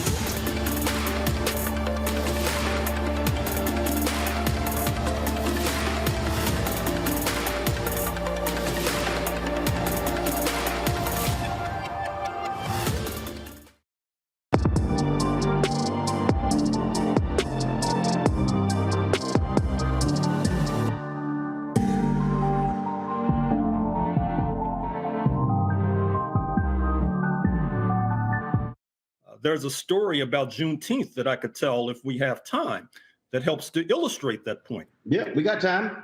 Okay, well, let me digress for a moment. You know the story about Juneteenth, I'm sure. June 16th, 1865, supposedly General Granger of the U.S. government shows up in Galveston and tells the enslaved Africans, hey, didn't you people know you were free? Didn't you hear about the Emancipation Proclamation, January 1st, 1863? Well, that's more or less a fairy tale because the Emancipation Proclamation issued by President Lincoln did not apply in jurisdictions that Lincoln did not control. It would be as if the U.S. Congress passed a resolution saying that slavery is abolished in, let us say, Mauritania and Northwest Africa. Well, unless the U.S. Congress put boots on the ground in Northwest Africa, and I don't want to put ideas in their head, given their propensity for intervening in foreign lands, unless they put boots on the ground, that would just basically be a paper resolution. And that was the impact and effect of the Emancipation Proclamation until General Granger and his troops showed up to enforce the Emancipation Proclamation. The Africans in Galveston, they knew about the Emancipation Proclamation, but what could they do? They were being forced at gunpoint to work for free. But what happens is that during the period of the U.S. Civil War, 1861 to 1865, a close ally of the slave owners, speaking of France, had seized control of Mexico. This leads to the Mexican-American holiday, Cinco de Mayo, which you may be familiar with, your audience may be familiar with, which celebrates a victory of Mexican opposition forces over the French occupiers. So the idea in Texas and in the Confederate States in general was to retreat en masse to the border area with Mexico, perhaps go back into Mexico and reverse the abolitionist decree that I mentioned a moment or two ago, issued by the Black president, Vicente Guerrero, and continue enslavement of Africans forevermore. But what happens is that the US Army then had a few 100,000 Black men in uniform with guns in their hand. They allied with Mexican opposition forces led by the Mexican national hero, Benito Juarez. Ciudad Juarez, just across the border from El Paso, Texas, is named after him. And they helped to crush the French occupiers. And in fact, that helped to crush the idea that slavery would continue in Mexico, in league with Texas enslavers and Virginia enslavers and Carolina enslavers. And one could fairly say that the real Juneteenth is June 19th, 1867, when the Black men with guns in hand, allied with Mexicans also with guns in hand, crushed the French occupiers, and not only crushed the French occupiers, but then execute the French leader in Mexico, Maximilian, on June 19th, 1867. And that brings the United States closer to enslavement, more so than the original story of Juneteenth, June 19th, 1865, which we have been fed. What's interesting about that is because when you look at, again, Texas lore, those of us born and raised in Texas, required to have Texas history in the 7th grade, when we're told about the Alamo, and this great story about the fight to save Texas. The Alamo was about slavery. Absolutely. And of course, many of the Euro-American settlers who were, quote, defending, unquote, the Alamo against incursions from Mexican forces were not only enslavers, but in some cases, slave traders. And it's interesting, as I point out in the book, one of the ways we know what happened in the Alamo, which, as you, I'm sure, recall, is cited within the confines of San Antonio, Texas, is that an enslaved African was either allowed to escape by Mexicans or somehow escape, and he was then able to spread the story of what happened at the Alamo, which has now become a kind of a sacred site with regard to many Texans. You may know that a lot of our tax dollars in Texas have been spent restoring the Alamo. The British musician who now lives in the United States, speaking of Phil Collins, has become a benefactor of the Alamo site for whatever reason. I'm not really sure how he got so intrigued by this story, and has pumped a lot of his fortune into restoring the Alamo. It's a very curious story. Well, I think that the reason I raise that is because I think back to the phrase that you always heard Paul Harvey say, "Now the rest of the story." Right. And when I think about the attacks on the 1619 Project, I think about the attacks on Black historians. When I think about when we talk about the redefinition of American history, again, as somebody who was born and raised in Texas, we were raised to celebrate the Alamo. It was about Texas fighting against these savages from Mexico who were trying to take over, and these were independent-minding people. And so you got Black folks who are walking around, remember the Alamo, and movies were made about it. And so you want us to remember that the people who were fighting for the Alamo wanted to keep us in chains. And what they want is, and bringing it present day, they don't want people today to know or as Paul Harvey said, the rest of the story, the other side of that story. And so we want to keep up this fantasy, because in this country, that's what it's all about. The fantasy of American history, where white Americans were always the saviors and were perfect and they were just wonderful, when in fact, what we're talking about are just prime examples of pure evil. Well, that's an understatement, I'm afraid to say. And this is very serious. Even though we're talking about events of the past, they have contemporary resonance. That's the only way to explain what's going on in the state of Florida now with Governor DeSantis, who is now on the verge of declaring that he will be running for the Republican nomination for president against Mr. Trump, has campaigned relentlessly with regard to what he describes as, quote, wokeness, unquote, which in many ways comes down to campaigning against an accurate rendition of Black history. That's why he sought to circumscribe the teaching of advanced placement African-American studies in secondary schools in the state of Florida. That's why in the New York Times today, March 30th, 2023, you have an article by Charles Blow, the Black columnist, who describes an effort in the state of Florida to prevent the showing of a docudrama about the little Black girl, Ruby Bridges, in Louisiana, who tried to desegregate a school and was subjected to harassment and persecution by Euro-American adults as a direct result. That's why in the state of Florida, you have campaigns against novels by the Nobel laureate, the late Black woman writer and creator, Toni Morrison. It's not as if this campaign is directed against any ideas about overthrowing the United States government or something of that sort. It's just there's a campaign against an accurate rendition of Black history. And there are those like Governor DeSantis and his acolytes who feel that an accurate rendition of Black history calls into question the creation myth about the United States of America. That is to say that it is a flawless nation.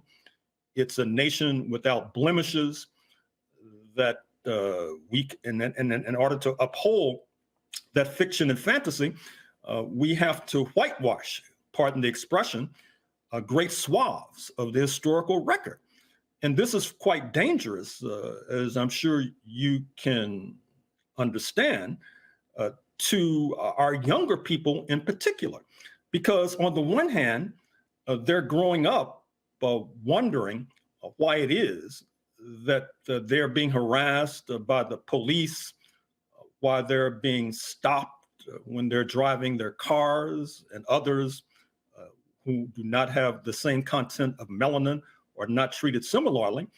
And if they had a better understanding of the history of this country, they can understand the reality of this country.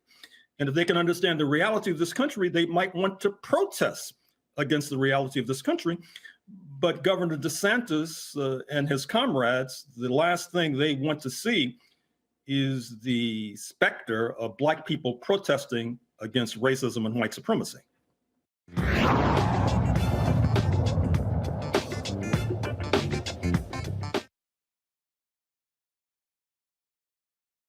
When you talk about Blackness and what happens in Black culture, we're about covering these things that matter to us, speaking to our issues and concerns. This is a genuine people-powered movement. There's a lot of stuff that we're not getting. You get it, and you spread the word. We wish to plead our own cause too long have others spoken for us. We cannot tell our own story if we can't pay for it. This is about covering us. Invest in Black-owned media. Your dollars matter.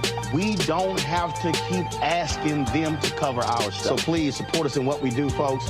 We want to hit 2,000 people, $50 this month, raise $100,000. We're behind 100,000, so we want to hit that. Y'all money makes this possible. Checks and money orders go to PO Box 57196, Washington, D.C. 20037-0196. The Cash App is $RM Unfiltered. PayPal is R Martin Unfiltered. Venmo is RM Unfiltered. Zelle is roland@rolandsmartin.com.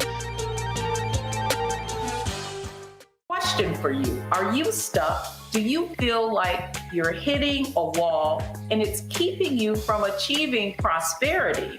Well, you're not alone. On the next Get Wealthy with me, Deborah Owens, America's Wealth Coach, you're going to learn what you need to do to become unstuck and unstoppable. The fabulous author Janine K. Brown will be with us sharing with you exactly what you need to do to finally achieve the level of financial success you desire through your career. Because when I talk about being bold in the workplaces, I'm talking about that inner boldness that you have to take a risk, to go after what you want, to speak up when others are not. That's right here on Get Wealthy, only on Black Star Network.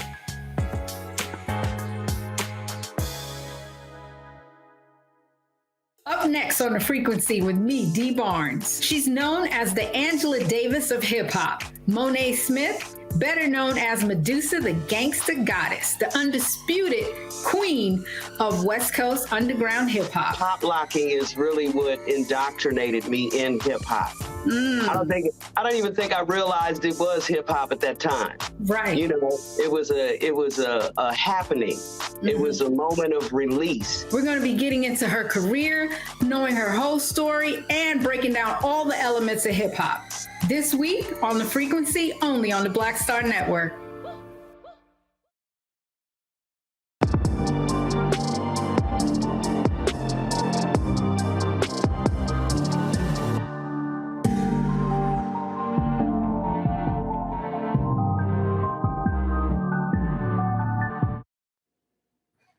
And the reason for me why all of this is so vitally important is because I've long talked about the need for there to be a reprogramming of African Americans, in that how we approach certain things, how we look at certain things. And when you begin to read and begin to study and begin to realize how powerful white supremacy has been, what it has created, but not just white supremacy, how it's impacted African Americans, also how white supremacy has impacted whites, in that what this other framing of the story has done is to give them a false view. And I believe, which was the thesis of my book, White Fear, the reason these white folks, these baby boomers, and some of these Gen Xers are so angry right now is because they can't handle the fact that their white children and their white grandchildren are now hearing the other side of the story. And they're now looking at America in a much different way. And they're now challenging America. And so this effort to attack DEI and critical race theory, to attack anything dealing with race, where you're right, white kid in a government class is uncomfortable when civil rights comes up, so the class is canceled. Let's not show, the language in this movie about Ruby Bridges. We can't have a little young white kids seeing that because they might feel bad when they hear the N-word being spoken, because they might start asking, Grandmama, was that you? And so that's really what we're dealing with. And we're dealing with people, if they say, if we could just stop the Gerald Horns of the world from writing and teaching and these white kids from learning, then we may hold on to this fallacy as long as we can. And that's really what the aim is. Well, I'm afraid that you're right, but I hope I'm not going out on a limb when I suggest that that is a losing struggle. Because even if somehow the Governor DeSantis of the world were able to circumscribe the teaching of accurate renditions of Black history in Florida, that does not necessarily mean that that particular campaign will succeed in Brooklyn. It does not necessarily mean that it'll succeed in Berkeley or Los Angeles. And given that this is one country, which is wired through broadband, it will not be that difficult for the kids in Florida to get stories from Los Angeles, from Berkeley, and from Brooklyn. And another thing, Roland, I'm on the project, and just before we got on this call, I was looking at reports from Ethiopia in the 1920s, where Ethiopia, of course, at that particular time was one of the few sovereign states, along with Liberia, which was basically a neo-colony in a sense of the United States. And Ethiopia was wielding significant diplomatic influence because it was independent and sovereign. It was being courted by Russia, being courted by France, England, Italy, et cetera. And the leaders were playing off one against another. And the United States was trying to curry favor with Ethiopia. And so they were asking the Ethiopians to send their young people to the United States to study, which the Ethiopians did. But then the young Ethiopians began to complain about Jim Crow and U.S. apartheid, which was worsening the U.S. reputation in Addis Ababa. And so this puts pressure on the United States to move away from that hateful, spiteful system, which ultimately then benefits Black Americans, people like your grandparents and my grandparents. And so once again, in the 21st century, Florida is not an island. It's going to be very difficult for Florida to push through these anti-Black policies, not only in the face of opposition from Berkeley, Brooklyn, and Los Angeles, but also in the face of global opposition from Africans. Now the entire continent virtually is sovereign. The United States actually wants to attract more Black students to campuses here because to this point, the leading foreign students came from China, but now the United States-China relations are headed south. And so they want to replace these Chinese students with African students. But how are they going to do that when Black people are treated so shabbily in this country? So once again, you see this global pressure, this global dynamic, and hopefully that will lead to a reversal of Governor DeSantis's policies. As you were talking, I'm sitting here pulling up various items and how folks are framing different things, describing the Texas Revolution, talking about it was a cause about federalism, it was about freedom, it was about independence. And see, again, those are buzzwords that's very easy to rally around. Yes, we love the idea of being separate and independent and not having Mexican authorities in control of this. But as you laid out, they were abolitionists in Mexico. Mm-hmm. And so you had folks who were angry with that. Just like all these people are just, boy, that Lord have mercy. They really hot at you when you framed the issue with the ending of slavery in Britain as one of the reasons for the American Revolution. And all the historians, oh, absolutely not. It had nothing to do with that. And again, it goes to this denial of the reality of how powerful slavery was. And for the people who just, again, who are clueless, it was the principal economic engine of America. And so this to act as if, oh, that was just sort of one part of this is really was really other issues. No, you can't say it was everything. It was the central thing. And so again, what you have are folks who do not want that to be told. And now that we can read, we can research, now that we can write. I use the phrase all the time, Gerald. We are living examples of their worst nightmare. Negroes who can read. And now we can write, and now we can publish, and now we can broadcast. Oh hell, we are absolutely a threat to this whole system. Well, it's interesting.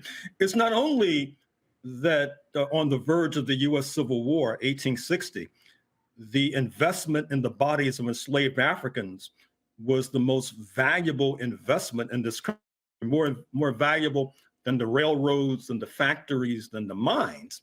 It's not only that, but when slavery was abolished in 1865, or per my previous remarks, guaranteed in 1867 with the overthrow of the French occupiers in Mexico, what happened is that those who controlled those billions in property, their property was taken without compensation. Now, interestingly enough, when slavery was ultimately abolished in Jamaica, Barbados, Trinidad and Tobago, etc., the enslavers were compensated. Up until a few years ago, London was continuing to pay off the descendants of the families who owned the enslaved. You know the story, I'm sure, about the abolition of slavery by force of arms in what is now Haiti, and then independent Haiti forced to pay reparations to the enslavers, which has crippled independent Haiti to this very day. In the United States, there was no compensation paid to those whose property, quote unquote, was taken, quote unquote. And obviously that generates fury. When I'm teaching classes at the University of Houston and telling this story, you know how students are today. I'm lecturing and they're fiddling with their smartphones for whatever reason, on TikTok or Facebook or whatever. And sometimes I'll go and snatch the smartphone from the student's hand and say, look, I've just taken your property without compensation.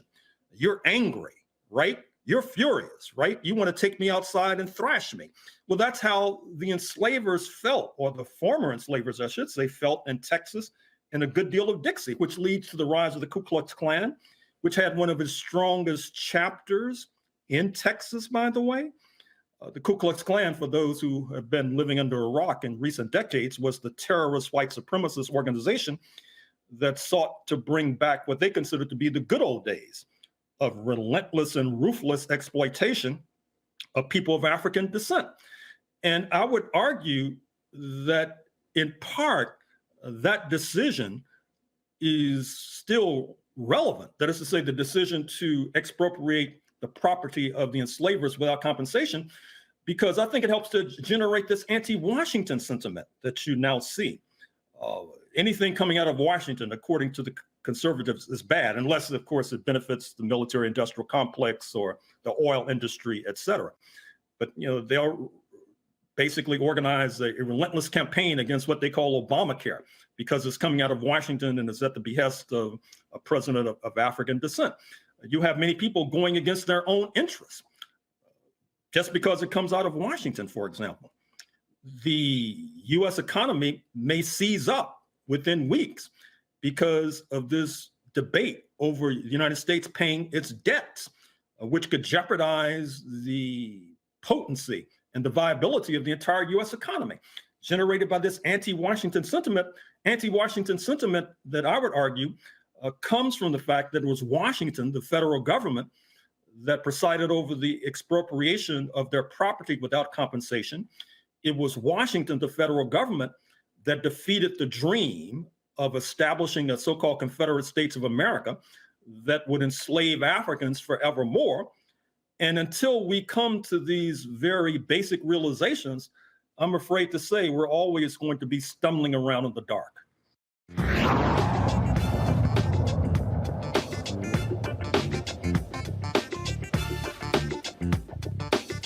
On the next, A Balanced Life with me, Dr. Jackie, owning your energy and how to use it. Trust me, it impacts the people on your job, who you attract, and even your love life. What you give out is what comes back to you. So like attracts like, right? So if you come in with a negative space and I match that negative energy, then 2 seconds later, somebody else coming with more negative energy. And then I was just always just matching negative stuff. And here's the kicker. If you're not careful, that energy can even be stolen. That's all next on A Balanced Life on Black Star Network. Next on the Black Table with me, Greg Carr, a very different take on Juneteenth with the one and only Dr. Sunyata Ahmed. We'll explore the amazing foods, remedies, and rituals that are a part of our history and the Juneteenth holiday. So it's our responsibility to return the healthier version to our folks instead of just the red liqueurs marketed to us, the red sodas and the other things. I mean, why does the Kool-Aid man have to sound like Louis Armstrong? He's like, oh yeah. Yeah, right. An enlightening and tasty hour of the Black Table, only on the Black Star Network.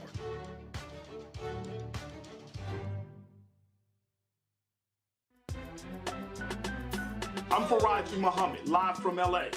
And this is The Culture. The Culture is a two-way conversation. You and me. We talk about the stories, politics, the good, the bad, and the downright ugly. So join our community every day at 3 p.m. Eastern and let your voice be heard. Hey, we're all in this together. So let's talk about it and see what kind of trouble we can get into. It's The Culture, weekdays at 3, only on the Black Star Network.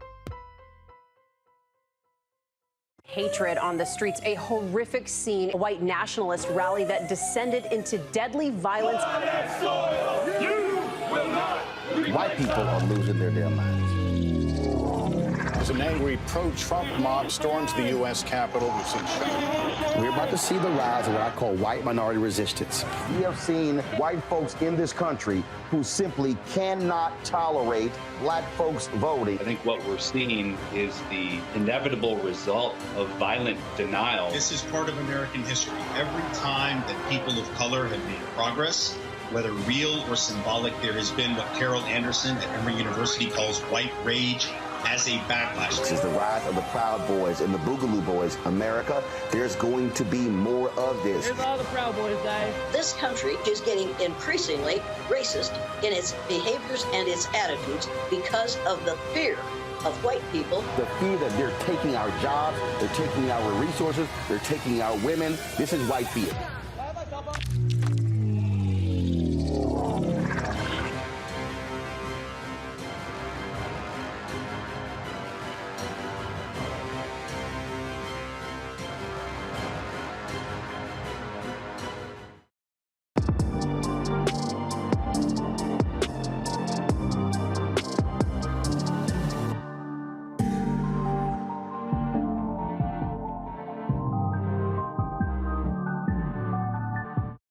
Reminding folks when we talk about the Great Compromise of 1877, which ushers in 92 years of Jim Crow.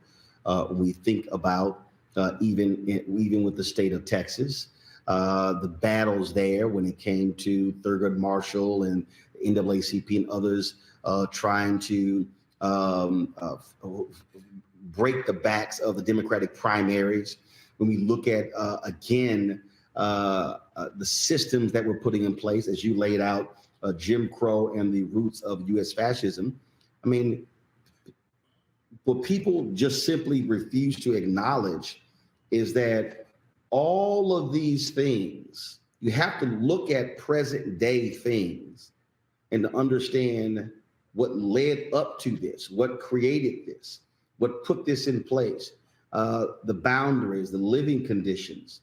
When you just think back to just the treatment, there's a movie being made about that black brigade of soldiers who got so sick of racism, went on and just started killing white folks in Houston, and very few people even know about that story, and so when you talk about this counter-revolution of 1836. We talk about Juneteenth. I keep reminding people, y'all, the celebration of Juneteenth by Black folks wasn't just about General Granger. It was literally this continual quest for freedom in Texas and in America? Well, I'm happy to hear that a movie is being made about what's been called the Camp Logan Mutiny of August 1917 in the city of Houston, when, as you suggest, Black soldiers, many of whom were not necessarily familiar with the peculiar folkways of Jim Crow then obtaining in Houston, whereby you had to sit in the back of the trolley, whereby you were not allowed to go into certain stores to try on clothes or shoes before you could buy them. That's one of the reasons why, if you look at old photographs, you'll oftentimes find Black people in ill-fitting garments because they're not allowed to try them on before they buy them. And as a result of what these soldiers perceived in terms of the roughhousing and manhandling of Black women in particular by the Houston Police Department, they decide to run amok, as it was described in the commercial press at that time, and began shooting up the place. And of course, they're eventually subdued, eventually executed en masse. And you are correct, even though that particular dastardly episode took place within walking distance of where I'm sitting right now, I dare say that if we were to go out on the streets of Houston and interview some of the passersby about that startling episode, many of them would not have heard of it. And that's part of the whitewashing of US history, the whitewashing of Black American history. It's part of this crusade, as noted, that Governor DeSantis is carrying out, but it's not just Governor DeSantis. You mentioned the 1619 Project of Howard University's Nicole Hannah-Jones, formerly of the New York Times, which sought to place the experience of Black people in the center of a new story of the history of this country. It led to Mr. Trump, when he was president, and paneling a so-called 1776 commission. I understand that Texas has an 1836 commission to try to rebut particular narratives that seek to tell a truer story of the history of this state, such as represented in the book we're discussing now. And I think, as noted, that those who are seeking to rewrite history, or I should say more accurately, whitewash history, that they should recognize that I trust and I hope that that is a losing gambit. It's a fool's errand, and it will not end well. So as we were talking, because I remember it was during the pandemic that I had read about this, and the movie actually was done. It was called The 24th. It's streaming on Amazon Prime. And so it actually was released. It's a fictionalized version of what took place, but the movie is called The 24th. So yeah, it was, so I'll have to check that out a little bit later when I pull up Amazon Prime. A few minutes left here. I always ask you this question. I ask every author this question. I think when we talked about I never forget we talked about because you brought up the Juneteenth piece. And matter of fact, I'm going to deal with that before I go to the other question. Because when we talked, the previous book about boxing, you told the story that I was even shocked, and you said it blew you away when you found out that when General Granger showed up, he had some brothers with him. Oh, absolutely. Oh, absolutely. As a matter of fact, the Houston Chronicle in 2021, when they were marking Juneteenth, Houston Chronicle, of course, is the major newspaper in this part of Texas. They suggested that with General Granger was a brigade of soldiers, 75% of whom were African descent. And there's another story, too, to show you how Black history works. The French, as you know, continue to be major neo-colonizers in Africa. That was beginning during the time when they seized Mexico. So from their colonial perch in what is today's Chad in Africa, they dispatched hundreds of soldiers across the Atlantic to bolster their collapsing regime. And so you had Black soldiers on both sides of the barricades. Black soldiers with General Granger, with the Washington government seeking to repulse the enslavers. And then you had Africans under the aegis of the French who were fighting them. And what I think that this serves to illustrate is not only that Black history is much more complicated than many would imagine, but also I think it illustrates a deeper point, which is going to be important going forward as world demographics change and as a more sizable percentage of human population becomes of African descent.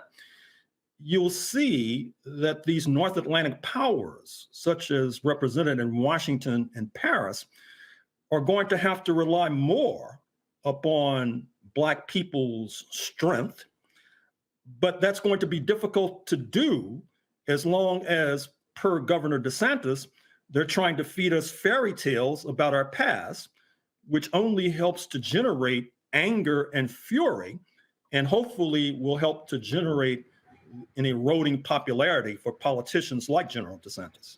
Last two questions. First, what do you want someone who is in Texas or someone who's not from Texas, what do you want them to take away from this 500+ page book? A number of things. One, I want these readers to have a better understanding of how we got to this point, a better understanding that's not grounded and based on fairy tales, but grounded and based on fact.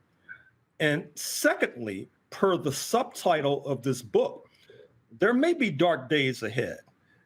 The kinds of police terror and our disproportionate sighting on death row is horrid. But given what may be around the corner, believe it or not, given what may be around the corner, we may be looking back at March 2023 as the good old days, as the golden days, believe it or not. And therefore, I would want readers to take away knowledge, because knowledge ultimately is power, and power is what we need in order to repel and repulse those who want to drive us deeper into a ditch. And the question I always ask every author, doing all the research, is something that always jumps out, is a wow moment. For this book, what was the wow moment? Well, you know, I've just uttered it. When I found out that there were all these Africans who crossed the Atlantic to fight alongside the French against Black Americans. And in fact, we also know that many of them did not return to what is today's Chad. And so wow. You may have in Mexico, you may have in Southern Texas, Black people who are not products of the African slave trade as we understand it, but who are descendants of these Black soldiers who were fighting on behalf of French occupiers in Mexico. I have to say, I didn't know about that before I stumbled across it. Wow. That's always the amazing thing when one is doing research into our history. And again, and it's the untold history that folks don't realize that is always there. The counter-revolution of 1836, Texas slavery and Jim Crow and the roots of U.S. fascism. I tell you, Gerald, when I was at the Texas State Capitol, when I saw that big-ass Confederate monument on the Capitol grounds, all I could do was spit on it because there's nothing more shameful than to go to the Texas Capitol. And again, this is you're dealing with today, and you see this massive Confederate monument, and they're trying to claim, oh, they were fighting for a just cause. And I'm like, hell no, they were not.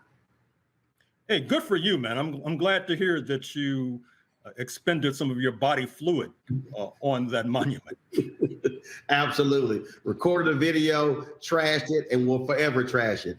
Gerald, I appreciate it. Great book. Thanks a lot. Thank you. Good luck. Folks, Black Star Network is.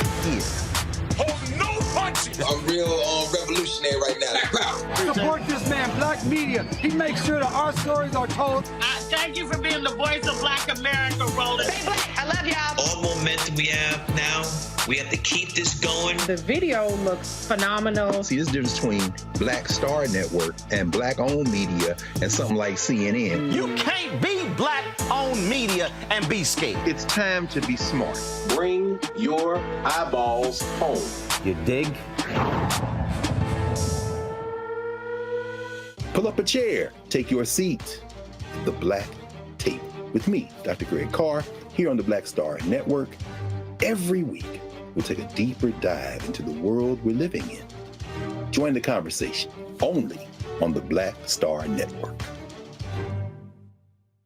Hi, I'm Dr. Jackie Hood Martin, and I have a question for you. Ever feel as if your life is teetering and the weight and pressure of the world is consistently on your shoulders? Well, let me tell you, living a balanced life isn't easy. Join me each Tuesday on Black Star Network for A Balanced Life with Dr. Jackie. We're all impacted by the culture, whether we know it or not. From politics to music and entertainment, it's a huge part of our lives, and we're going to talk about it every day right here on The Culture with me, Faraji Muhammad, only on the Black Star Network. I'm Deborah Owens, America's Wealth Coach, and my new show, Get Wealthy, focuses on the things that your financial advisor and bank isn't telling you, but you absolutely need to know. So watch Get Wealthy on the Black Star Network.